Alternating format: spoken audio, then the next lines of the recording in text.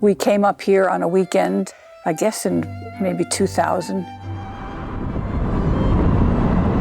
We stayed overnight, and the shop had a little sign on it, you know, with a little sticky saying for rent. We had a vote. We had a secret ballot. Secret ballot. It turned out to be unanimous that we would start a bookstore here, a nice, quiet little bookstore.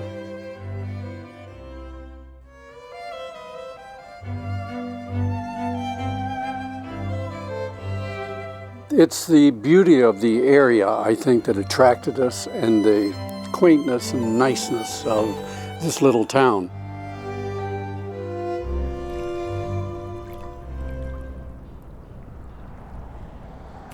We wandered into Hobart, New York, and saw a sign that said Book Village of the Catskills, and we thought, hey, this might be home.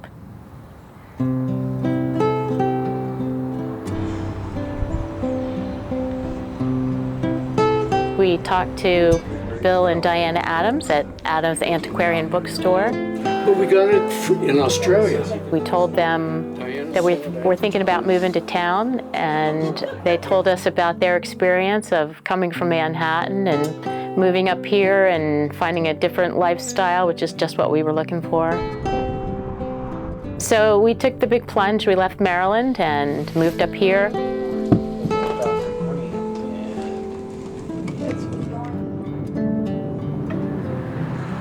To have a village built around bookshops is a unique thing. There are only a few places in the world where, you know, the major industry of a small town or a village has to do with selling books.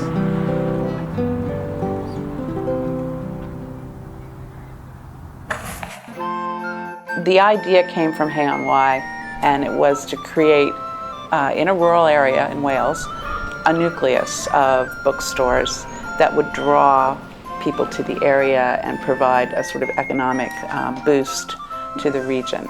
Now, we're missing, you know, those 15th century castle ruins, but we have a really pretty village.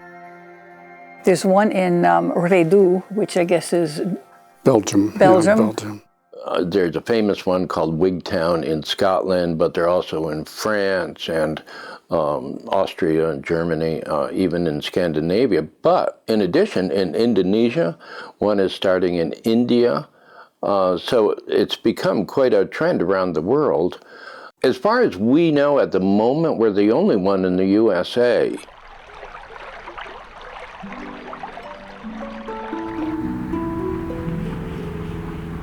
Well, this community is small. It's about 400 people. If you come to Hobart, you'll have one bookstore for every, 85 people or something like that. The theory is that the more like stores you have in any village, the more clients you'll get, because people will go out of their way for several stores with the same product, but not for a single store.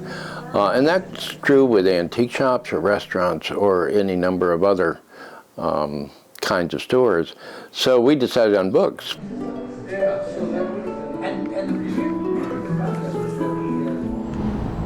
By having the bookstores here and creating the book town and advertising it as a book town, we've filled the storefronts. Rather than having tumbleweeds going down Main Street, we actually now have pedestrians walking down Main Street. The background of all the owners is very different and very interesting. I mean, Don is actually an accomplished pianist. John Mahoney is he's an artist, a graphic artist as well. You know, we're a lawyer and a doctor. Kathy is also a lawyer. Dennis at Butternut Valley, I think is probably close to being a champion golfer, and his wife Rosie is also an attorney, and Barbara and Cheryl were both deans at Rutgers.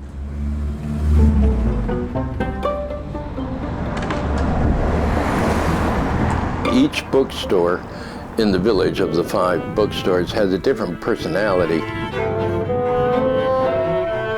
The Adams have their antiquarian things. Kathy is an amazing craftswoman.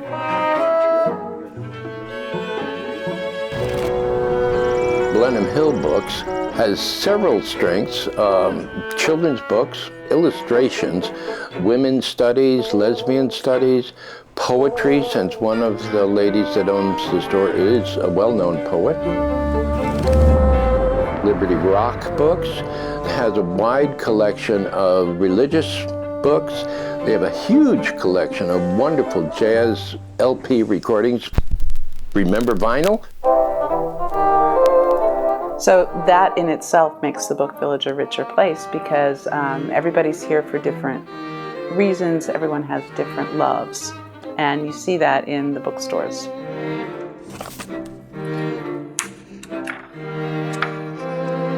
There is no competition among the shops. Everybody knows what everyone else's specialty is. The booksellers are a really congenial group of people. So we all like each other, we all get along. We all have the keys to each other's shop.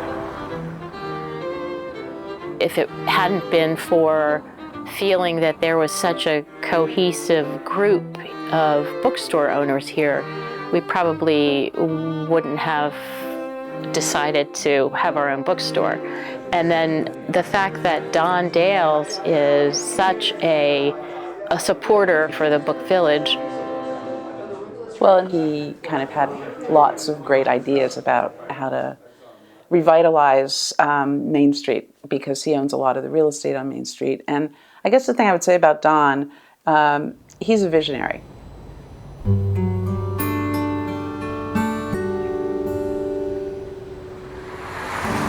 Hobart was such a dead zone with all the vacant stores that in order to encourage enterprises, I offered a year's free rent in any of the stores that I owned. And as it turned out, it worked. I think without Don, this wouldn't be a book village, yeah. We credit Don Dales with this being a book village. Like the informal, unofficial mayor of Hobart.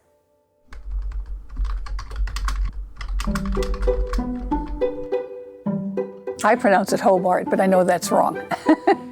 No, I'm afraid it isn't Hobart. Locally, it's pronounced Hobart. The folks who grew up here say Hobart. I used to pronounce it Hobart. It didn't take me too long, probably about a month, to begin pronouncing it Hobart. Everywhere I went, I was corrected. Well, they say Hobart here. You can tell we're interlopers because we still say Hobart. Hobart. Everyone knows how to pronounce Hobart.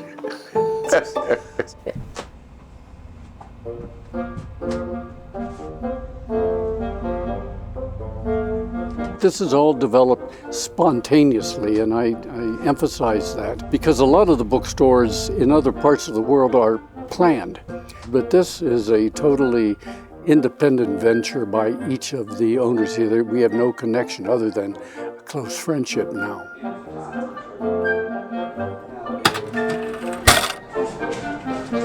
Nobody would have thought that there would be 5 thriving bookstores and many people every year coming to Hobart to shop and eat. The Bull and Garland has brought a lot of young people to the village. That's one of the challenges upstate is keeping younger people because of the lack of jobs. They desperately wanted a pub here. I think we did what a lot of people that live in London or New York do, and they sort of wake up one day and decide that they've been on too many packed metro trains and given away half their life's fortune in rent.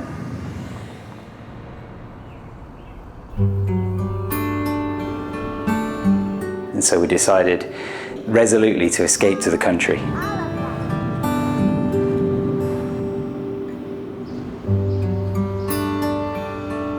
We were drawn to the property initially because we knew that it was at the book village of the Catskills, and obviously there's a time-honoured dalliance between literature and libation. and the opportunity to sort of provide the libation aspect of it was too good an opportunity to pass up. So we made our stand here in Hobart, and it's been great. So we'll be wearing fascinators and our pajamas. If I knew what it was, I might wear them. You know, as you might expect with any sort of unique enterprise, it takes quirky people, unique people to do it, and because of that, the community here is great. All right, I might have to up my game.